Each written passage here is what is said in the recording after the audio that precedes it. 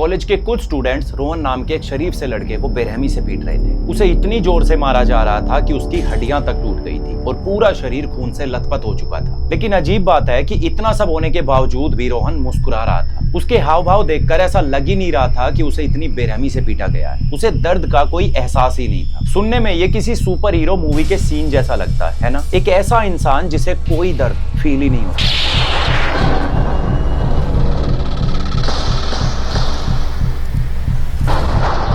लेकिन सच तो यह है कि यह कोई सुपर पावर नहीं बल्कि एक अभिशाप है। और मेडिकल साइंस में इस खतरनाक कंडीशन को CIP यानी कॉन्जेनाइटल इनसेंसिटिविटी टू पेन कहते हैं। ये एक ऐसा रेयर जेनेटिक डिसऑर्डर है जिसमें इंसान को बचपन से ही किसी भी तरह का पेन फील ही नहीं होता। हम और आप हर रोज सोचते हैं काश ये दर्द हमेशा के लिए खत्म हो जाए। अगर दर्द नहीं होगा तो जिंदगी कितनी हसीन हो जाएगी। लेकिन मैं आपको बता दूं, वो आपकी जिंदगी का सबसे खौफनाक मंजर होगा। इस बीमारी से अफेक्टेड बच्चों और उनके माँ बाप के लिए ये जिंदगी किसी डरावनी फिल्म से कम नहीं है। Would you like Ashlyn to feel pain?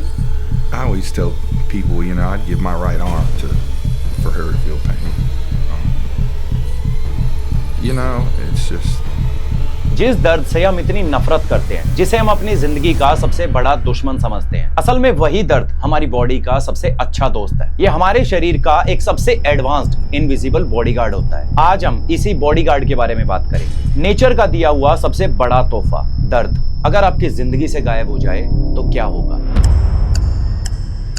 Pen के प्रोसेस को समझने से पहले मैं आपको अमेरिका में रहने वाली छोटी सी बच्ची गैबी जिंजरास के साथ 2003 में घटी एक घटना से रूबरू कराना चाहता हूँ, जिसे सुनकर डॉक्टर्स और साइंटिस्ट तक डर गए थे। देर रात की बात है, पूरे घर में सन्नाटा पसरा हुआ था। सिर्फ दीवार पर लगी घड़ी टिक टिक आवाज कर रही थी। गैबी के माँ बाप सो रहे थे और वो अपने कमरे में बैठी खेल रही थी। तभी वो बिना किसी हिचकिचाहट के अपनी दाई आंख को रगड़ने लगती है, इतनी बेरहमी से कि खून बहने लगता है। इस सब के बावजूद वो हंसते हंसते उस खून से ऐसे खेल रही थी जैसे वो कोई वाटर कलर हो। जब उसकी माँ ने ये सब देखा तो उनका दिमाग हिल गया। उन्हें समझ नहीं आ रहा था ऐसा कैसे हुआ। वो डर के मारे चिल्ला रही थी, लेकिन गैबी बस अपनी माँ को मुस्कुराते हुए देख रही थी, जैसे उसे दर्द महसूस ही नहीं हो रहा हो। गैबी के साथ ऐसे बहुत से हादसे हुए और उसका पूरा बचपन हॉस्पिटल में ही निकल गया। गैबी महज एक कांच का पुतला बनकर रह गई।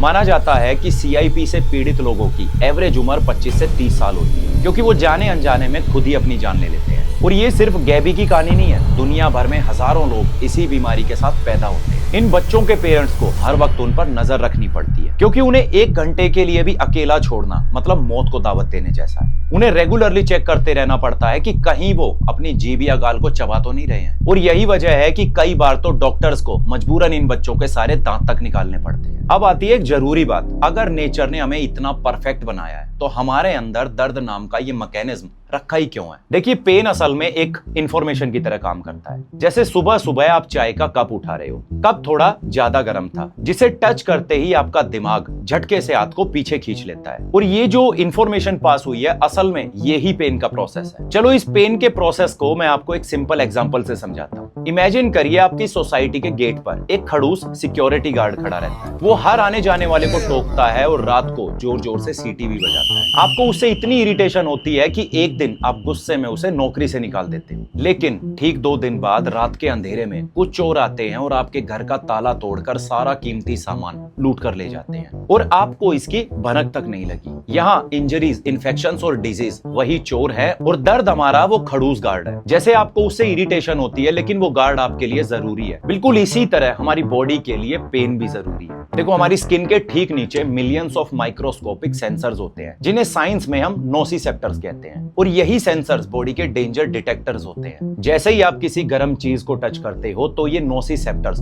फौरन इलेक्ट्रिकल सिग्नल जनरेट करते हैं जो रीढ़ की हड्डी से होते हुए ब्रेन तक जाते हैं, जहां ब्रेन उन्हें डिकोड करता है और मसल्स को एक कमांड भेजता है, हाथ पीछे हटाओ। और ये सारा प्रोसेस इतनी स्पीड से होता है कि आपको सोचने तक का भी टाइम नहीं मिलता। जैसे ही आप अपने हाथ को पीछे खींच लेते हैं तो शरीर को शांत करने के लिए दिमाग एक natural feel good chemical release करता है, जिसे एंडोर्फिन्स कहते हैं। ये बिल्कुल आपके अपने इंटरनल पेन किलर जैसा है और इसके असर से ही आपको दर्द से राहत मिलती है। और ये सारा प्रोसेस हमारे शरीर में लगातार चलता रहता है। अब यहाँ एक हैरान कर देने वाली बात आती है। आपको अक्सर लगता होगा कि अगर आपके हाथ में चोट लग जाए तो दर्द हाथ में ही होगा, जबकि असल में दर्द आपके हाथ में होता ही नहीं है। चलिए इस प्रोसेस को अच्छे से समझते हैं। जब हमारे किसी भी बॉडी पार्ट में चोट लगती है तो बॉडी का वो पार्ट सावधान करने के लिए ब्रेन के पास इलेक्ट्रिकल सिग्नल्स भेजता है। फिर ब्रेन उन सिग्नल्स को डेंजरस फीलिंग में कन्वर्ट कर देता है ताकि आप फ्यूचर में उस खतरे से दूर रहें। इस तरह से पेन एक्चुअली हमारे दिमाग में क्रिएट हो रहा होता है। पेन हमें सिखाता है कि ये डेंजरस है, यहीं रुक जाइए, और यही आपकी लिमिट भी है। अगर पेन नहीं होता तो हम बार बार वही गलतियां रिपीट करते रहते। अब जरा सोचिए, कल से वो पेन अगर आपको फील होना ही बंद हो जाए तो आपका क्या होगा। तो चलिए इसे एक छोटी सी स्टोरी से समझते हैं। सुबह के 7 बजे आपके दिन की शुरुआत होती है। वो दिन तब तक नॉर्मल था जब तक आप बाथरूम में नहाते वक्त फिसल के गिरे नहीं थे। गिरने की वजह से आपकी बैकबोन में फ्रैक्चर आ जाता है, लेकिन आपको ना तो कोई दर्द हुआ और ना ही हड्डियों के टूटने का पता चला। आप नॉर्मली उठकर तैयार होते हैं और ऑफिस के लिए निकल जाते हैं। दर्द ना होने की वजह से आप बड़े आराम से चल रहे हैं, बैठ रहे हैं, जिससे लगातार उस फ्रैक्चर पर प्रेशर पड़ रहा है और वो हड्डी अंदर ही अंदर मसल्स को डैमेज करके इन्फेक्शन फैला रही है। दोपहर के 2 बजे जब आप लंच कर रहे होते हैं तो अनजाने में आपकी जीभ दांतों के बीच में आकर 2 हिस्सों में कट जाती है। अब नेचुरली आप ये सोचेंगे कि हमारी जबान हमारे दांतों के बीच तो कभी आती ही नहीं, और अगर आती भी है तो सीधा 2 टुकड़ों में नहीं कटती, बस माइनर से कट्स लगते हैं और पेन होता है। अब यहाँ आपको बता दूं कि वो पेन ही है जो ऐसा होने से रोकता है। दरअसल हमारा ब्रेन पेन के सिग्नल्स की हेल्प से हमारी बॉडी को सालों तक ट्रेन करता रहता है ताकि बॉडी अपनी लिमिट्स को समझ सके और खतरों से बची रहे।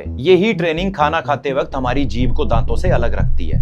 शाम 7 बजे आप घर वापस आ जाते हैं और जब अपने लिए खाना बना रहे होते हैं तो गलती से गर्म तेल की कुछ छींटें आपके हाथ पर आ गिरती हैं, जिसे आप नेचुरली इग्नोर कर देते हैं। इतना सब होने के बाद भी आप रात को सुकून से सो रहे हैं। तभी आपको अपने पेट के अंदर हल्की सी हलचल महसूस होती है। असल में दिन भर में हुई सभी घटनाओं की वजह से आपकी बॉडी में जो इन्फेक्शंस बने थे, उन्हीं की वजह से आपका अपेंडिक्स सूजकर फट चुका है और सारा इन्फेक्शन आपके पेट में चला गया है। अब ऐसी हालत में कोई आम इंसान अगर होता तो अपेंडिक्स फटने के दर्द से ही दम तोड़ देता, जबकि आपके खर्राटों को सुनकर ऐसा लग ही नहीं रहा कि आप पर इसका कुछ असर भी हुआ है। आप बड़े चैन से सो रहे हैं। अब यहाँ मैं आपको बता दूं कि ये आपकी आखिरी नींद होगी।